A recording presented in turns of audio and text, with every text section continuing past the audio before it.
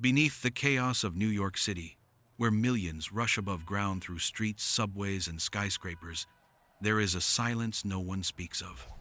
Underneath the noise, beneath the neon, past layers of forgotten brick and rusting iron, lies something hidden, a prison without a name. Its cells were never listed in any record. Its walls never appeared on any blueprint.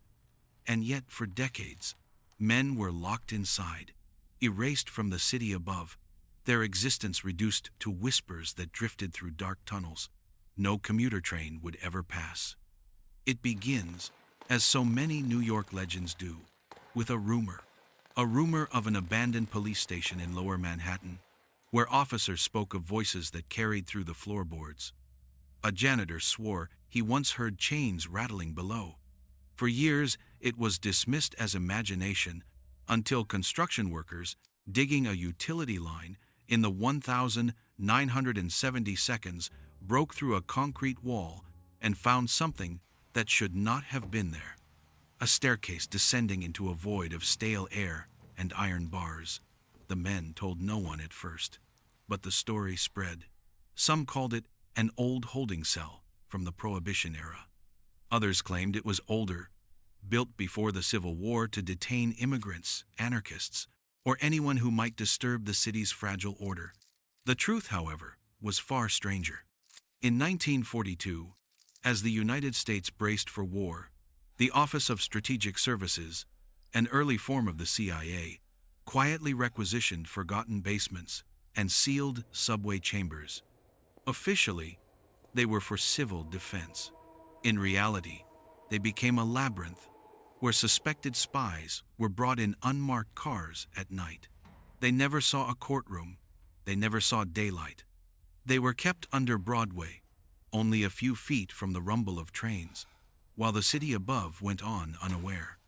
Records hint at men with German accents, suspected double agents, interrogated under flickering bulbs as dust from the subway ceiling fell like snow.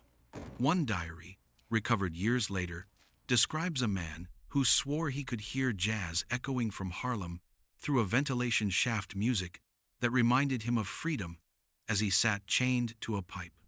By the 1,950 seconds, the Cold War tightened its grip, and the underground cells expanded. Engineers disguised them as maintenance tunnels. Access doors were hidden behind false brick walls and locked steel grates. If you looked closely enough, a section of subway graffiti might actually be the marker to a passage that led downward. Prisoners were said to be walked blindfolded through manholes at 2 a.m., shoved into vans marked as city utility vehicles, and driven in circles before being escorted underground. Even their guards rarely knew their names. They were shadows, suspected communists, defectors, or simply men who had crossed the wrong, powerful enemy. Whispers grew in the 1,970 seconds when activists began asking why certain people arrested at protests vanished from records. Families reported loved ones missing. Journalists dug but found only brick walls where tunnels should have been. When one reporter claimed to have evidence of a black site prison under Manhattan, his apartment was broken into and his notes burned. He never wrote about it again. Still, fragments survived. A construction blueprint dated 1959 shows ventilation shafts that lead to nowhere. A declassified memo, half redacted, refers to special holding cells beneath civic infrastructure. In the margins, a note reads, "Unacknowledged detention facility." The handwriting has never been matched. And then there are the eyewitness accounts. A retired transit worker swore he once saw a man in a ragged uniform banging against bars behind a wall near Chambers Street station. Another claimed that while repairing electrical lines, he stumbled into a chamber filled with bunks, rusted chains still bolted to the floor. Both men refused to speak on camera. Both died insisting they had told the truth. By the 1,990 seconds, the Cold War had ended. But rumors did not. Some believe the site was abandoned, sealed forever under layers of concrete. Others insist it was repurposed, modernized with security cameras, electronic locks, and silent elevators hidden inside anonymous office buildings.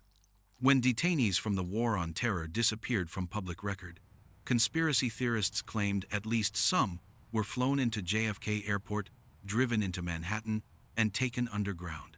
No official document confirms it. No official document denies it. What we know for certain is this: New York has layers the public never sees. Beneath Grand Central Terminal lie levels of tracks never used, built to move equipment in times of war. Beneath the Waldorf Astoria Hotel, a secret platform once carried President Roosevelt's armored train. If those secrets existed in plain sight, what could be hidden deeper, where no one dares to look?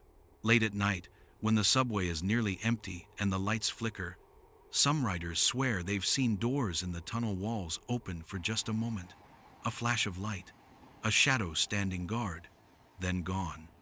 A glimpse into something buried too deep to name.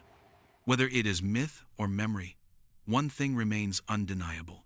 In a city where millions walk freely above ground, there are still places below where freedom never reached. A prison without records, without windows, without a name hidden under New York, waiting in the dark.